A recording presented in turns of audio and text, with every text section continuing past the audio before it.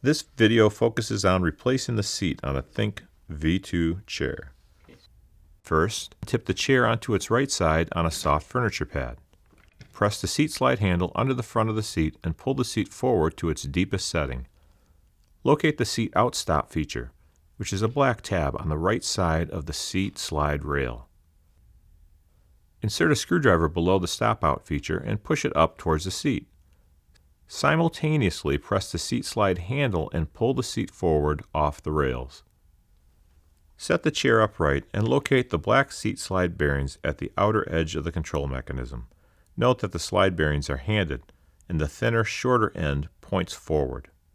Also note that the replacement slide bearings have a small snap on the top inner edge. Now unsnap the old slide bearings and pull them off the slides. Then snap the new bearings into position. Align the slots into the seat bottom with the slide bearing and push the seat in while holding the seat slide handle. You are now ready to use your Think V2 chair.